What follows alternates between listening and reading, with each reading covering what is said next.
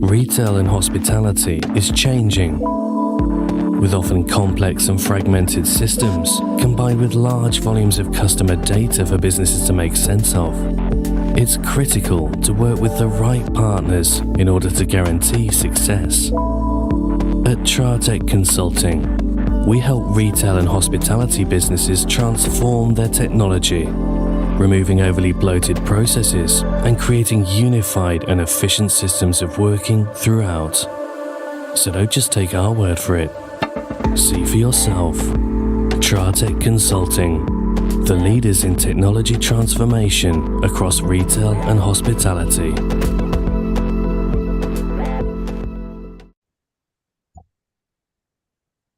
Hello and welcome to the All Things Borough podcast, the official podcast for Farnborough Football Club, and sponsored by Tratec Consulting. Tratec takes your business visions and turns them into innovative reality. Good evening, everybody watching us on YouTube.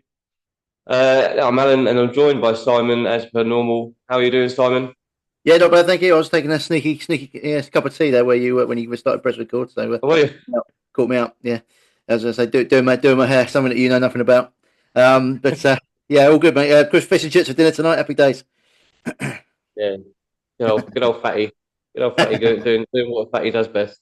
Listen, I don't want to let my fans and my reputation down, do I? Anyway, yes, you had a good day. Yeah, pretty good. Yeah. Been too busy, have you? No. Jury's finally gone out on my trial that I've been on for about 2 years, so we're finally gone out today. Wonders never cease. So the end is near. Well, the way that trial goes, I'm sure there's something will go wrong at some point. Yeah, probably. That'll be something. They'll probably fall over one of the leads I haven't taped down properly and break their arm, and that'll be the end of that. Have to retrial. Start again. Fourth time lucky. Yeah, exactly. But look, Simon, as you know, and as everybody watching us knows, non-league day is fast approaching, 22nd of this month, and we have James Doe, who I don't know. Are you the leader of the non-league day team? Or are you in charge of everybody over there, James? Good evening. Hi there. Yeah, well, I set it up originally, so I guess I see myself in a kind of chairman's role. I've got sort of other people in the team who are like responsible for various parts of it. But yeah, I kind of sort of oversee it and sort of direct the way I want it to go. How long has it been going? It's been going for quite a number of years. How did it start, and what was the inspiration for it, really? Okay, so it's been going since 2010. We had a couple of years off for COVID, but it's been every other year since. So it started off. Okay, so let's rewind. I got into non-league football initially in the late 1980s, watching my local club Harrow Borough. And I got taken along by some neighbours. You know, I'd been really into football. I used to go to QPR with my dad, but my parents broke up and that sort of dried up a bit. So Harrow Borough was a great sort of substitute. As I got into my teens, you know, I got a bit more independent. I used to save up my dinner money and go to the games and all that sort of stuff. And by the time I'm sort of like 17, 18, I'd be going home and away on the team bus, you know, with the players, which was the way it used to work back then. And then I sort of went to university, sort of lost touch a bit with Harrow and the non-league scene more generally. And once I graduated and got a job, got back into QPR a bit more. And fast forward to 2010, I was on a pre-season tour with QPR down in Devon. They were playing Tavistock, and it was a really huge game for the local town. I mean, there are adverts for it all over the place, on buses, on roundabouts, just for a pre-season friendly. Yeah. And the ground was absolutely packed. And it was just a great night. I mean, Neil Warnock was our manager at the time, and he always takes his teams down to that part of the world. And he played a full-strength team, absolutely slaughtered Tavistock, but it didn't matter. It was a great night.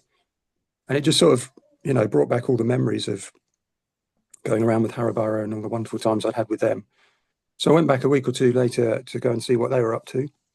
And I was struck by the fact that they were having to raise funds for new floodlight bulbs, which I thought for a club of that size was quite a routine cost. So I was quite shocked by that. And I sort of looked around, and it wasn't that long after the financial crash of 2008. And it seemed there were quite a few clubs in a similar sort of position. And I don't know, I just had this sort of eureka moment. Well, you know, we need to do something. And I just suddenly looked and there was an international break coming up. And I thought, well, this looks like a good time to try and exploit something. You know, there's no big matches on. England actually were playing on the Friday night instead of the Saturday, which I think was the first time that had happened. And so I set up an event on Facebook. I think I called it Non-League Football Day. I just invited some friends, not thinking much of it. You know, let's go and watch Harrow or something like that. And it turned out some of the people I invited were into non-league more than I realised, and they had friends and friends, and it went viral. And within 6 weeks, I had a national event in my hands. Just like that. A bit like our podcast, really. Where 1 minute we were small time, next minute we were in the stratosphere. You know what I mean? Amazing. Yeah. It does work like that, doesn't it? Yeah. That's really good. Actually, it's great that you know about Harrow Borough, because obviously our Farnborough team, our assistant manager Steve Baker. So it's a nice little link. We'll say hello to Steve if you're listening. He's probably painting and decorating and trying to mind his shoulder at the moment, though. Probably, I should imagine. You know, fall down any more ladders. So, no, God, I hadn't heard about that. That's terrible. Yeah. No, I don't think. I think it's an old injury. I think he's had it in a sling for the last 6 weeks, though. So, and he's not been up at the bar drinking. So he's probably on some quite harsh painkillers, I should imagine. Yeah, he normally has a beer after the game. We've not seen him, so there we are. Yeah, it's interesting. It's funny you mentioned about the floodlight bulbs, and that was the sort of your light bulb moment for us. Well, that's a very good way of putting it. Yeah. About about raising the funds for that, but in non-league, that is sometimes what it boils down to, doesn't it? Yeah, 100%. I mean, the costs. I mean, a lot of people don't realise that the cost of running a non-league club is actually quite huge, especially at a fairly senior level like that. I mean, I don't know how clubs do it personally. I mean, to pay the players and keep the ground ticking over is quite amazing. And the fact that so many of the people involved in non-league are just doing it out of the goodness of their heart. They're all volunteering, and without them, the non-league game would just completely collapse. Yeah, no, it's a major thing for a lot. Every non-league club, everyone that works for those clubs are doing it on a voluntary basis. I mean, I'm one of them. I'm coaching at a club near me here. We all do it for nothing. And I was talking to one of the ladies, I think it's Sarah at Farnborough on Saturday, and she said that, and she's one of the volunteers, and she was there Saturday for the men's game, sorting stuff out. Said that she'll be there she was there Sunday for the ladies team. And then she's back there Wednesday when they're doing an open training session. So she's there to sort out, invite the season ticket holders are able to go and watch training session. It's a little fun thing for them to do. So she's going to be there to sort that out. And then obviously back again Saturday and Tuesday, as well. Tomorrow they're playing against home tomorrow at Chipman. Who are we playing tomorrow? Hornchurch tomorrow at home. So she's there. I mean, she's there 4 or 5 times a week and doing, like you say, out of the goodness of her heart. And that's not just her. There's many others that are doing it as well. The only people that the club that get paid are the people that work behind the bar. Yeah, I think that's the same everywhere. Yeah, and sometimes the players as well if they're good. Yeah. Yeah. Depends how well they play. Your basic idea suddenly went viral, as you put it. I don't like that term, but it's the only term I can think of. But anyway, so it went viral. So how did you spring it, shall we say, from there to get into other things? Okay, so I mean, I was helped initially because I was helped. I was working at the BBC at the time for BBC Sport. That was my job. I was working on the website there. So I had a few contacts within the industry, and that got me onto the non-league show, which at the time was a Radio 5 programme. No, BBC London at that time. So that was a good foot in the door. The actual website I was working on, the editor actually wanted to block it at all costs, so it wasn't that helpful in that sense. So that's another story. But so Caroline Barker got me onto BBC London on the non-league show, and then on that show there was a guest called Mike Bailey who had just written a book on non-league football. And we got talking, and after the show, he actually said, "I really want to come on board." And he became my right-hand man for the formative years of non-league day. He was a volunteer at Wingate in Finchley at the time. And he non-league day would not be where it is now without his initial input. So he was huge to start with. So from then, we just, I don't know, how did we go about it? We just, Well, first of all, we had to make sure that the non-league clubs themselves are on board. There's no point having a day like this if no one wants it. And I think the first club to make something special of this was Wealdstone, who are Harrow's biggest rivals, unfortunately. And they were the first ones to come up with a special offer to get people in. Now, we had no intention of requiring this or anything like that. You know, it's just the concept was just go and see a non-league game. But they said, well, you know, why don't we offer half price to season ticket holders at Premier League and Championship clubs because they haven't got a game, got nothing to do, and get this sort of incentive to get them to come down. So that was where all the special offer side of things started. And then other clubs have come on board with all kinds of weird and wonderful ideas ever since. And that's been kind of one of the features of the day that has really grabbed people's attention. You know, if over the years we've had hamster racing at Welton Rovers, we've had free mushrooms given away at Bungay Town. Was it bloaters, that sort of fish sandwich at Great Yarmouth? Yeah, I mean, this year we've just had one come in the last few minutes. Ascot United are having a St. Patrick's Day event where Guinness is going to be really cheap. You get in for half price if you turn up in Irish costume. And it's just going to be carnage by the sounds of things. Up until you mentioned about the Guinness, I think you mentioned all the nicknames I get called on match day. To be fair, there, but anyway, yeah, that sounds great. I might have to head down there. That sounds like a great idea. Yeah, it's really good. Isn't it? Also, there's a lot of clubs do like football for a fiver, don't they, as well, and things like that, or get all kids for kids for a quid. It's kind of like been one of those things as well. That it's kind of a lot of them don't just use it on the non-league day now. They use it all sometimes they do 3 or 4 games a year as well. They do it, which is really good. So yeah, right. It's a great. So yeah, that's a big feature of the day. But I guess one of the things that has helped, apart from media coverage, that's helped getting the word out there is, whether we like it or not, the Premier League have been really, really helpful to us. We don't take any money off them, but they give us loads and loads of publicity. They sort of cajole their member clubs. Sometimes some of them are very happy to help put out loads of tweets, program articles. They build their own match finders and put it on their website on the day before so people can find what's going on in their local region. I mean, the Premier League have sent out emails to millions of people with tailored match finders to say this is where your games are going to be, and it crashed our website and nearly bankrupted me. But yeah, that has been really helpful. So our relationship with the FA isn't anywhere near as good as it is with the Premier League, ironically. You'd think that they would be the ones that would be falling over themselves to help us, but it's the other way around. I think the Premier League get a lot of bad press, don't they, through the media, with they're taking all the money and not giving it out. So I think maybe they might think of it as this is our way of kind of sort of poo-poo those rumours, and we'll try and do our bit. Yeah, well, that's exactly the case. And I mean, and having seen what they do, it is loads and loads of clubs who've had 6-figure grants from the Premier League to improve their stadiums, their pitches, their stands, whatever it is. But the Premier League have said to us, we want to get involved in non-league day because we don't really publicise enough that this happens. Our member clubs just sign off the checks and don't really know where the money goes. Yeah. And this helps to sort of highlight where the money does go. I mean, I was speaking to someone at the Premier League once and they were getting berated by an MP at a function saying, why aren't you doing more? And he said, well, who do you think paid for the stand you opened the other day? And it sort of shut him up. Yeah.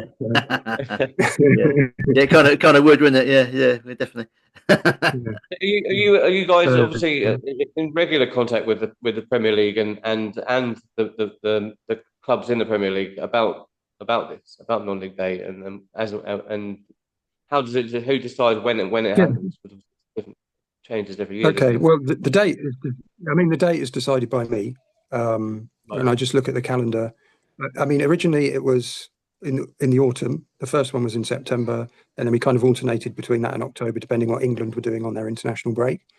Yeah. But then we get a lot of sort of feedback from clubs saying that those early international breaks often coincide with early rounds of the FA Cup, the Trophy, the Vars, and as a result, they have to give away half their gate receipts, which obviously is not, if you're trying to get a massive promotion and get loads of money into the club, that's not what you want to have happen.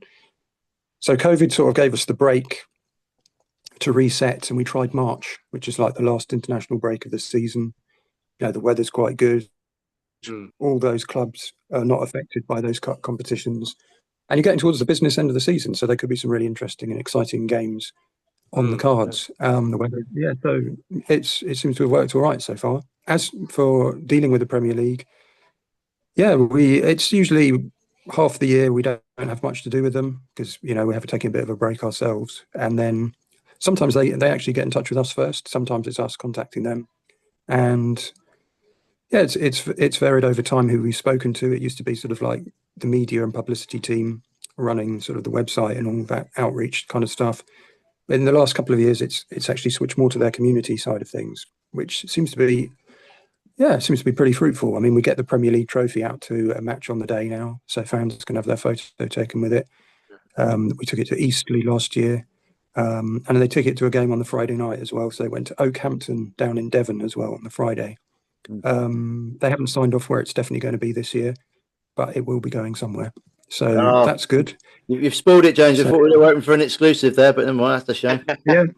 Well, some people have actually said where it's going to be, and the Premier League has come back today and say, well, we're not quite sure yet. So you need to reel that in. So, Going back to your point you raised about being at the business end of the season, and it could be, and always be March being a good time for your non-league day. Also, I was actually thinking the opposite way around because it could be a bit of an incentive for clubs that haven't really got much to play for, possibly, or might be struggling.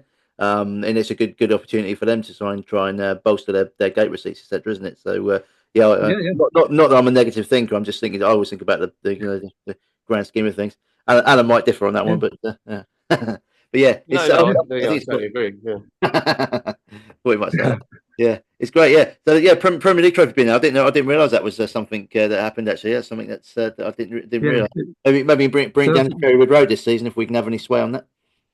Yeah, well, not that we're at home. It'll just be me and Alan and you there. So yeah. I mean, they get it out all year round. I mean, they're taking it to Roffey in the Southern Combination this weekend. So they're always taking it out to clubs who've had some money, so that they can, create that link and show what they've done. Yeah. So. Yeah, I have to say it's really good actually. The Premier League getting involved, and actually, sometimes it's not just you doing all the chasing either. By the sounds of it, it sounds like they're keen to kind of do their bit, which is nice. Yeah, no, they usually support also by making some videos, often with Premier League players who've played non-league in the past. They track them down, go to their club, do a nice film with them, which then either show on their channel, or I think they sometimes syndicate it to Football Focus on the Saturday. I mean, for me, Football Focus over the last 2-3 years has been absolutely mind-boggling because they've pretty much devoted the show entirely to non-league day, and it's been almost brought a tear to my eye watching Football Focus and them just, having Alex Scott or whoever it is on location at South Shields or wherever it is and doing this amazing outside broadcast because it's non-league day. And it's like, wow. And seeing my logo up on the screen, it's just like nuts. Yeah, that's amazing. That must be really, really heartwarming and really pleasing for you over the years, especially that this has been going on, to see the success of it. I mean, as I say, it wouldn't be anything without the clubs, the non-league clubs themselves. If they don't buy into it, it's a complete waste of time. And enough of them do for it to be worthwhile. So that's good. I can see that's making a difference. What you may have seen on our social media feeds today is that we've also had the buy-in of Athletic Bilbao in La Liga over the last 2 years. They've got involved. They just messaged me. One of the directors messaged me on LinkedIn, as you do, one day. And I thought it was a wind-up. It's like, who's this? Are they really who they say they are? Being very careful not to click any links, Yeah, exactly. So I just sort of did a bit of due diligence and found out that, this chap was one of the vice presidents of Athletic Bilbao, and he wanted to set up non-league day in the Basque Country. Lovely. And could I, get on a Zoom call with him and say what it's all about? So he did that and with 3 directors of the club. And then, they actually said, oh, come on over. So we went over, me and my team, and had a look round, and they treated us like we were new signings, took us around the training ground, went to the club headquarters. We gave a presentation on non-league day and how it's developed over the years. They took us to their match against Osasuna, which is a derby, and we sat in the president's box and on and on and on. It was absolutely, we were treated like royalty. And then, they set up their own one, and I went to the first one last year. and that's just another story. It was on the pitch at doing ceremonial kickoffs at non-league games over there, and meeting the club legends and mayors and politicians and sports ministers and presidents of Basque Football Association, holding the Copa del Rey. It was absolutely bonkers. But yes, so today they've said, yeah, we're getting involved again in the UK one, and they're partnering with 6 clubs, I think it is, that all wear the same strip as they do, Right. and send them great over a stuff. load of shirts Brilliant. off and do with it whatever they want. The club never listened to me, so I did tell them to. They should have worn red and gone back to the red and white shirts of the Wesley era, but they weren't having any of it. Yeah. Well, so obviously everybody that knows non-league football in this country knows all the different levels that are part of the non-league scene. What, for those that don't know, and that includes me, what's non-league football like in Spain then? What are the levels, and what would you compare them to, like, over here? Okay, yeah, that's a very interesting question, because we have quite a linear structure in the top 5 tiers. It's just one division down to the National League, and then it splits gradually. We have our pyramid. There it becomes very split very quickly. So I think it's fair to say that the 5th tier is quite lowly. I think that would probably be more akin to maybe our 7th or 8th tier. I think it's fair to say it's much more regionalised. The divisions are quite small. But yeah, so I went over there. Last time I went was in November, and I went to watch a variety of games. I went to see a 3rd tier match, which was quite a big occasion. It was a derby, and it was pretty much sold out, but it was like 7,000 or 8,000 probably for that. I think that was probably a sort of a Leyton Orient, Charlton Athletic type derby, but smaller clubs. And I went to see what would be a 5th tier team, and I've seen them a couple of times, and that's much more like your non-league experience. Maybe a couple of 100 people there. The ground's right in the middle of housing, and I think I enjoyed that one the most, to be honest. A very down to earth sort of set up. It's great food from a little sort of bar cafe area. And then, it's kind of like that, but it splits much more quickly, and there's much more teams at each step than we have in our country. I was going to say, did they food-wise? Did they have? Because I'm interested in food all the time. Did they have like in Spain? Have like paella and sangria on the go, that sort of all you can eat type of thing going on? Was it not burgers and chips like over here? No, it was chorizo, like hot dogs at one place we went to, which looked really good. My friend had one of those. It was a good selection of beers in cans, I believe. Just this one particular small club, which I really like. But yeah, no, it was. Oh yeah, and of course, Bilbao's a seaside town. And the first time I went to this club, because I've been on a couple of occasions, when the weather's good, they actually have sardines on barbecue. Oh, here we go. Oh. It was pretty awesome, and then they put that in a sandwich for you straight off the barbie. Oh, great stuff. Awesome. I'm trying to get the club for some tips here, so I'm writing all these down. Don't worry about that. I'm going to give them to Roy, our catering, one of the catering managers at the club. There you go, mate. That's what you want to be doing. Yeah. I'm not sure he'd know what to do. I can see him with a barbecue in the car park. I can see that. That'd be beautiful. Yeah. That's a big for himself, though. Yeah. What's this club called, James, that you've mentioned a few times? That one is called Santuzzi, and they play in a kit a bit like Fiorentina, sort of purple violet sort of colour. So yeah, very nice. Like Dream Team colours, Harchester. Yes, that's right. So, yeah. Lovely. Honestly, I would recommend going to Bilbao anyway, because you get to see there's so many teams there, and it's a very small and compact city, and everywhere's easy to get to and really good public transport. So it's an ideal place for a football weekend. Excellent. There you go, Alan. That's your birthday sorted out for your 50th coming up, mate. Well, so that's where I went for my 50th. So there you go. Happy days. There you go. I'm not. As you know, Simon, I'm not quite there yet. But the cheeky jig. You got to get a passport first. Yeah. I've got to get one of them first. Yeah. So over the years, obviously, 2010 since you started, obviously the non-league day has grown and grown and grown. Has your team grown with it then? How many of you are now running it? Okay, so not hugely, to be honest. There's only 4 or 5 of us, I would say, sort of key members. We have a couple of people who flit in and out occasionally, or join us for one campaign and use us as a stepping stone. particularly people who are involved in media or want to crack into it. We've had people work for us and then go off to work for Sky Sports News or become a press officer at an EFL club or whatever, which is great. That's great. We can do that. But yeah, essentially we have myself. My right-hand man now is called Francis Duku, who's an ex-player. He's played for loads of clubs at sort of National League South, Isthmian levels. I mean, yeah, it's a huge CV of teams he's played for. And he pretty much, through his company now, the Sports Circle, he pretty much sort of bankrolls us. I mean, we don't have huge costs. It's pretty much just our website upkeep. And he keeps that ticking over for us. So he's also sort of negotiating any sort of partnerships that might come up. He's more sort of hard-nosed. I can't really deal with that sort of thing. I mean, we don't take any money. It's all about what publicity we can get. Yeah. So it's the quid pro quos. So yeah, we've got one quite big partnership like that, which is about to be announced with a big company in the sports retail business. So that could be quite exciting if that goes through. So he's my right-hand man. They have another person called Ian Bailey, who he's our main sort of Premier League EFL liaison guy. So he'll contact all the clubs in the Premier League and Championship, although I think the Premier League do that for us now. But anyway, that was what he used to do, was write to each one, say, can you help us? And then he produce a bespoke sort of email telling them what games are on in their area and give them anything they wanted to help them produce copy. He also produces and sells our collectible non-league day pin badges, which sell pretty well, which we give the proceeds to Prostate Cancer UK, which is our charity partner for the last 11 years.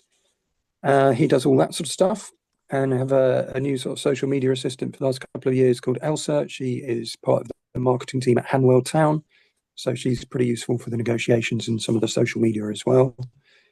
And I'd say that is the sort of core 4 people as it currently stands. So yeah, we keep work all year round then doing this, or do you have? Is it not as much as we probably should? Yeah, yeah. I mean, it kind of like we're quite sort of the day after non-league day or the couple of days after, we are quite burnt out. If I'm honest, it's quite the last 2 or 3 weeks are pretty intense, and yeah, we often take a few months off, and then it's suddenly, oh crikey, the fixtures are out, the games are coming, we need to pull our finger out here. But yeah, I mean, it's become a fairly well-oiled machine in that the actual nuts and bolts of the whole thing are quite straightforward. We wait for the fixtures to come out. We try and announce the date first, so there can be no accusations of bias. Then the fixtures come out, and then we try and I personally upload all the fixtures onto the map one by one, so I can figure out get some sort of grip, an idea of where everything is. And then we'll start to contact the Premier League. They'll probably be our first port of call if they haven't contacted us already, and then just sort of take it from there. Sounds all right. Yeah. So Harrow Borough was at home on the 22nd. No, not this year. No, they're actually at Westfield, which isn't a million miles from you guys. Oh yeah, Westfield. Yeah, Woking. Yeah. Local team. Yeah. I've got a couple of lads I used to work with used to play for them. So okay. Yeah, me and Alan. Many moons ago. Yeah, Macca and the other chap, I can't remember his name, Terry, I think his name was. Yeah. Good. Yeah, I actually, when you said Francis Duco, I know that name. So I recognise the name. Very well known. Yeah, so that's really good. Have you noticed player involved as well? Yeah. James, have you noticed that? And then over the years, I mean, obviously you guys and the team love like non-league football and all of that. Have you noticed that as your popularity had grown over the years, and the popularity of non-league football itself, have you noticed that's grown with more fans turning up? Yeah, I mean, I think just my general sense is that the non-league scene is more vibrant than it was in 2010. I think that's my feeling. I mean, I've become a lot more immersed in it, so maybe I'm just seeing it differently. That might just be my perception, but you sort of see, Twitter accounts like non-league crowds who just, put out these stats all the time about all these amazing attendances at all levels. I mean, was it Whitstable at the weekend in the FA Vars down in the 9th tier had like 2,600 people turn up? which was Yeah. maybe some sort of record, I think, which was Amazing. Yeah. superb. I do think non-league. In I don't know what it is. You probably could make a comparison with Spain and here really, and other football regions. I mean, I think non-league's really well supported. I think in this country. Bear in mind, I personally think I've got a bit of a beam on it, but I think there's too many clubs. Personally, Mhm. it dilutes a lot of crowds down. That's not a helpful factor. No. But we are really well supported. And I think the other factor is that there's a lot of really well-known big clubs in the non-league, especially in the National League. Now you've got teams like Oldham, Southend, Aldershot. Have to spit when I say that. He's got to get all the shot in somewhere. Yeah, that's Yeah, right. yeah, Always. Barnet, decent. They're proper, well-known non-league clubs, and they're all playing. Not sorry, league clubs, and they're playing at non-league level. So, I mean, even in Farnborough's league, you've got like Dorking, Boreham Wood, Maidstone. I'm missing a few out. Torquay. Yeah, Torquay. Torquay, Yeah, yeah. Torquay. Last season we had Yeovil. Yeah, Yeovil Yep. last year down in our level. I mean, it seems amazing. It's amazing that there's so many big clubs. I think that definitely helps. I think on the day when you play them at home, and you think, right, everyone's going to get down and try and get behind the boys, try and turn a big team over or a big name team over. Yeah, I think. Yeah. What your opinion on that one, James? Yeah, no, I definitely agree. And when we first got involved with Athletic Bilbao, some of their directors came over to watch a game on the day at Dulwich Hamlet, who they had a historical link with, and they were just absolutely blown away. There was like 3,000 people there for I think it was a National League South game that season for a 6th tier match. It was just like, what? This just would not happen. They probably picked a good team there because I mean Dulwich are really well supported, aren't they? They've got a massive community. The Chapel Hill, I think their ground. Yeah, But I think there's something going on cooking the books there though, because they seem to always have 3,000 at their games. What's going on? That can't be right. And they're mid-table and not doing anything. They're still everyone's all turning up. Well, I mean, that's the magic of Dulwich Hamlet. I mean, they haven't won anything for ages, and the fans keep coming. It is crazy. I mean, every time I go down there, it is full. Crouchy was involved at one point as well, wasn't he, in his TV series as well? Yeah, happy days. So that's what we need at Farm, but we need to get a celebrity in. I put my name forward, but I was declined. No. I know. Yeah. I don't know what they're thinking, really. Famous enough. I don't know what they're thinking. I think a lot of people have noticed over the years, especially since like 2010, and even before then, the players, the skill wise, player wise, on the player side is obviously improved and a lot better than what it used to be. I remember when we used to go to Farnborough when we were younger, a lot younger. It was all boggy pitches and old men that are just dropping down just for 1 or 2 seasons just before they retire. And now we've got a lot of younger players that are very skillful and are very attractive to watch when they're playing. It's completely different, and it's in some respects that's why we like going and watching, because it's just, aside from the cost of getting into the ground, it's just it's so much more fun watching them play. Yeah, a lot more tactically wise. It's a lot better. It's a lot better than it used to be. Yeah, no, I was listening to actually an interview with Steve Baker, who we mentioned earlier, once saying, compared to his day, I mean, the players, for want of a better word, take it a lot more seriously. A lot of them don't drink. They're really into their fitness and health, and they don't go out, for crazy nights out. And they take it much more seriously. I mean, again, referencing the Premier League, I think a lot of the standards that have been driven up by them has had a trickle-down effect. Players who would have made it at a higher level previously are not now, and they're having to drop down. I mean, it's always the case. I think most non-league clubs will have at least 1 or 2 players on their books who have been in an academy at some point. Yeah, that's a big club. So, I mean, it's all part of that, I think. So, when people ask me, what to expect on non-league day, I say expect it to be a lot higher standard than you think. Yeah, definitely agree with you there, James. Because I mean, there's a few of my mates who are not really football people, and like Alan, for example, and I've taken them to football. I took one of them down to Bracknell for their playoff game last a few seasons ago, and he couldn't believe there was like nearly 2,000 people there for one. And then he said, well, the standard's actually really good. And I said, well, this guy's played for this team. This guy used to play there. This guy's on loan from Premier League. So I'm wheeling them off, and he's like, bloody hell. I think he's expecting some sort of, as Alan said, some sort of old 35-year-old sort of just about getting around the pitch and just sort of and hoofing it every time we got near it. But it's not like that anymore. I mean, in Farnborough, for example, we've got Alfie Tuck on loan from QPR. Oh yeah, he's there now, is he? Yeah, Yeah, he's over there. Yeah, he started off quite well. He's a good player. And we've got Johnny Stuttle's banging him in. He's on loan from Bournemouth.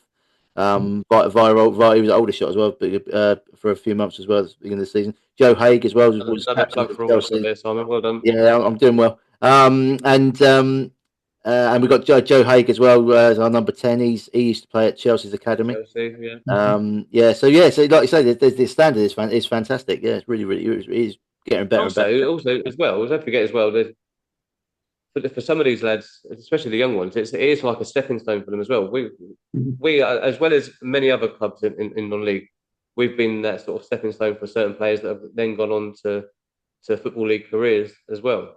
So and we do seem to attract quite a lot of good players at Farnborough, especially in recent years that have done really well for us and then gone on and done. Like Ollie Pendlebury, for example, he was with us a couple of years ago, and he went to Aldershot, and then he went to Scotland, a little bit to Scotland, and ended up coming back down this way after a few months, and then back with us, and now he's gone to Havant and Waterlooville on a full-time contract. So, and ultimately, that's what they're all looking for at the end of the day. Yeah, I mean, I think at Harrow, our biggest name in recent years has been Nick Pope, the Newcastle and England goalkeeper. He played for us for a bit. Oh, really? Really? Yeah. When he was about 12, I think. Learning the ropes. It still counts. Learning how to put his gloves on, etc. Yeah, it does, yeah. Yeah, it is good. I think there's a lot I think he was on loan from Charlton at the time. So yeah, there's a lot of I think I'm trying to think what club he was at for Newcastle. Yeah, it was Charlton, wasn't it? He's see, there's a lot of people, players who are more prepared to cut their teeth at this level for a loan for a 6-month loan, for example, than sitting in under 23 or under 21 sides, and rather doing that because the football. I mean, we had Johnny on last week.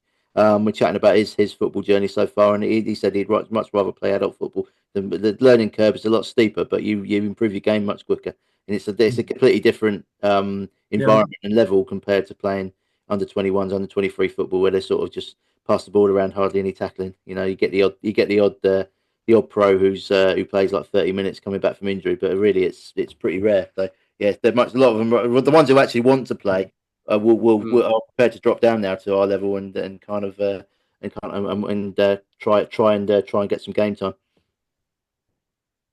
Yeah, I've heard Alfie Tuck is particularly like that. He could have bided his time and been much more higher up the pecking order at QPR by all accounts, but he really wanted to get out on loan. So hopefully you guys are going to see the benefit. Yeah, well, Spencer, the manager's pretty happy with him so far. So he started. He came off the bench on Saturday when we won 2-1, and then he played against. Made his debut against Worthing when we won 2-1, which was really good. Against Worthing, didn't he? Yeah. Yeah, he seems like a good player from what we've seen. Seems like a tidy little player. But like I said, it is a sort of a stepping stone, and it does happen. You get the fairy tale stories like everybody reverts back to the Jamie Vardys of the world that came from non-league, and more recently you've got that. Is it Richard Kone? Yeah, who's at High Wycombe. Wycombe. He was last season. He was playing Step 5 football in the Essex Senior League, and now he's at Wycombe Wanderers. So it does happen. It does happen. Yeah. And then we've also got this year. We've also got one who's gone full circle. We've got Charlie Austin coming back with Tottenham. Yeah. He's doing well. Yeah, there's a few still dropping down, but he's obviously he's got a different story, isn't he? Because he's on medication that means he can't play in league football, which is sad. But he's gone right down. I was thinking of actually former players in non-league. I always think back to probably Vinnie Jones, as he was at Wealdstone, wasn't he? He started off there. Yeah. You got Ian Wright as well. He was in one of the London-based clubs. Mark Bright, I think he was at Brentford Town. Stuart Pearce was Wealdstone. Yeah. There's loads. So I think a lot of people thought that those days were gone, but you still get the odd gem. And I think remember we had Jamie Curitan on his way down the levels. Oh yeah. For a couple of seasons. Yeah, he was really good. Yeah, great stuff. Going back to the subject we're supposed to be talking about, where are you going to be on the National League Day, James? Anywhere particular, or are you in the office trying to do the paperwork? Do you know what? This is something I often decide very last minute because there is lots of things to sort of weigh up. I mean, naturally, I'd want to go and watch Harrow at Westfield, but yeah, you know, do I need to be at somewhere where my, you know, one of our various partners are doing things? Like, for example, I haven't mentioned it yet, but Southwestern Railway are one of our big partners for a second year running. Oh, good. So they're trying to be doing lots of stuff, and that would be on their network, and maybe I should go and be seen there, or should I do something with the Prostate Cancer UK, because they're doing lots of stuff all over the country. I don't know. One place I really fancy that I went to 10 years ago is Clapton CFC in East London. They are playing at home. They play at the oldest ground in London, which is called the Old Spotted Dog. It's near, you know, Upton Park, around that area in East London. Oh, great stuff. And yeah, they're down in the 10th tier. They're a fan-owned club, and they have the potential to probably get 1,000 people in their tiny little ground for a 10th tier game against Croydon, who are also quite a club who are kind of really trying to move forwards and win over local fans this year. They've made a real concerted effort to do that. So that could be quite a lot of fun, because their fans are pretty different. They're a lot of fun. They have big, you know, tifos and banners and drums and all sorts. And it's always a great atmosphere. I mean, when I went there 10 years ago, people were queuing down the road to get in. Wow. With flares and pyro and all sorts. But they wouldn't be allowed to get away with that now. But yeah, it was quite an amazing day. But yeah, a lot of my friends really want to go to that. So I might grudgingly go. Have my own twisted. Will the whole team be dispersing off into different non-league games then? Yeah, I mean, Elsa, who works for Hanwell, they've got Tottenham, funnily enough, and their marketing on that Charlie often return quite big, because they are the nearest club to QPR, which he, you know, played for a long time. So a lot of people might come to that. I think even Sky Sports News might be doing a feature on that too. So that's quite a big one. Yeah. I don't know where my colleague Ian will be going. He is the groundhopper in chief in our team and goes all over the place. So I think he might be going on the Essex Senior League ground hop, which is taking place that day, which is another hugely exciting thing. That the league has come to us again and said, yeah, we really want to do it. We really see the value of the day. They've created this, what they call a passport, which costs 30 quid. And you can see 4 games with it. You've got a choice of 2 on the Friday night and all of the games on the Saturday. And they're all various kickoff times from 12 o'clock until 7:45. And you get a different free gift depending on which club you go to. And there's all sorts of things included in your 30 quid. So I'll tell you what, James, that's a really good fantastic idea. That's really brilliant. Really good. I'll tell you what, if they did that for the National South, that would be unbelievable. Maybe not 30 quid, maybe 40 quid, I don't know. But if they did something similar to with a decent price bracket, I tell you what, that get some really good take up. Because I'm one of these nutters who goes around to watches football every time. Far not away, I haven't got my little boy. I'm off Bracknell. I mean, everywhere. Bracknell, Aldershot. I've travelled all over the place, going to different games. So it's that would be really good. That's it. That might be something you can maybe look at pushing maybe for next year. Maybe try and get all the leagues to buy into that. That'd be really good.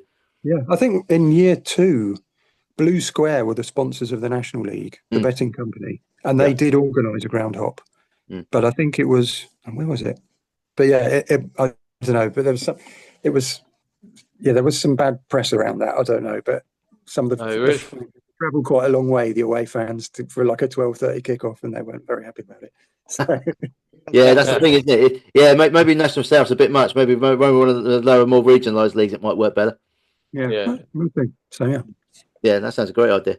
Fantastic. Happy days. Right, we'll leave it there. It's been great talking to you, James, about this, and it's a non-league day, something that we've followed since the start, and we're always pro non-league football, and even though we support our own Premier League clubs and that, but we are very pro non-league. But we always try and encourage, especially at our club, encourage more and more people to come down. Before we go, just have a last word from you, just to put it out there to everybody that is watching or could be watching us on YouTube. Just why it is important to go to your local non-league club on this day, or any day, but especially on the 22nd. So Yeah. go for it. Okay. Well, I would say, I always say that non-league clubs are the bedrock of the game in this country. Without them, the game will collapse. There's absolutely nothing wrong with going to the Premier League or the Championship or whoever it is. Non-league day is a celebration of all things non-league. It's not a protest against anything. I firmly believe you can have a bit of everything, and you should. It's like have a balanced diet of football. It's really important. But yeah, if you haven't been to non-league before, it's almost a chance. Well, not even need to discover how great it is, but to kind of give back to the game in general. Just by paying that £10 entry fee, that will mean a lot to some of these clubs. It goes a long way. Basic costs are covered. Every single person matters going through these turnstiles on any given Saturday or whenever it is. So I think if you haven't been before, you will be pleasantly surprised. If a club is particularly reaching out and doing special deals and promotions on the day, then you can expect a really good afternoon. If it's in your neighbourhood, then you might run into people. It could be a life-changing experience. I say Elsa on my team, she went to a game on non-league day for the first time. Now, as I say, she's their marketing manager, and I think her dad sits on the board of the club. So you can get really, really involved, and it can make a huge difference to your life. It's a great place to take kids. If you go to a Premier League match or whatever it is, they can be kind of confined to their seat. They might find it too noisy, too loud, too overpowering. And non-league, it's a great way to get into football. It's really relaxed by comparison. It's cheap, sometimes even free for kids. And you've just got the sort of the run of the stadium, more or less. And you can just, it's much more fun as a family than going to one of the big clubs as a first experience, I would say. Yeah, I echo everything you just said there, Jen. I think you've summed it up perfectly. Absolutely perfect. And I can vouch, having a little boy myself, that you do get free reign in the stadium. Lucky for him, because he likes running around all over the place. He's off. He does like running around. Yeah. Right. There's no way he could do that at Stamford Bridge. I tell you, get thrown out. So. Yeah. Right. Yeah. Right, James, don't go away. When we finish, we'll have a little chat off air. But only to say this episode was sponsored by Chartec Consulting, taking your business visions and turning them into innovative reality. For more information, visit chartecconsulting.co.uk. James, again, thanks a lot for doing this for us, coming on. And it's been an absolute pleasure chatting to you about everything that's going on, and we will continue to support non-league and non-league football and non-league day that you guys run for as long as you guys keep doing it. Thank you so much. Simon, it's been a pleasure, James. Thanks so much for coming on. Thanks for listening. See you again next time. So see you all. Thanks to everybody that's watching us on YouTube. Don't forget to like and subscribe to the channel. And we will be back next week with another episode. Good night.